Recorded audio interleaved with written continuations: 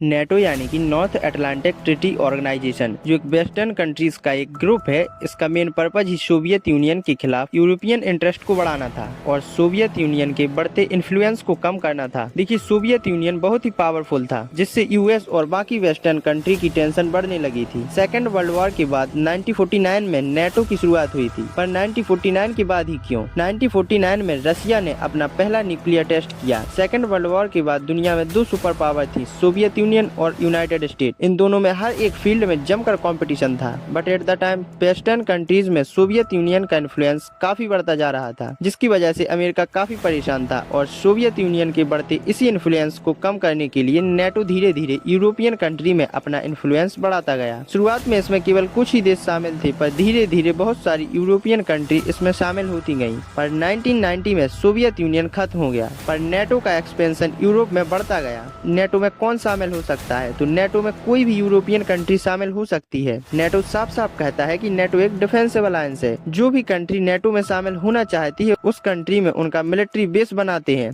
और weapon sharing भी होती है। बेसिकली नेटो एक क्लब है जिसका एक बेसिक प्रिंसिपल है कि अगर नेटो ग्रुप के किसी भी कंट्री पर कोई देश अटैक करता है तो वह अटैक नेटो पर माना जाएगा और नेटो के सभी देश मिलकर उस देश के खिलाफ वॉर में पार्टिसिपेट करेंगे। और यही वजह है कि रशिया नेटो को अपना सबसे बड़ा दुश्मन मानते हैं। नेटो जो है वो रशिया की जितनी भी नेबर कंट्री हैं उनको अपने ग्रुप में ऐड करता जा रहा है, जो रशिया की इंट्रिंसिक सेफ्टी के लिए काफी खतरनाक हो सकता है। और जब यूक्रेन ने भी नेटो में शामिल होने के लिए सीरियस इंटरेस्ट दिखाया तब रशिया ने यूक्रेन पर भी अटैक किया, क्योंकि अगर यूक्रेन नेटो क्लब में शामिल हुआ तो नेटो की आर्मी रशिया के बॉर्डर पर आकर बैठ जाएगी, जो कि रशिया की सेफ्टी के लिए सही नहीं है।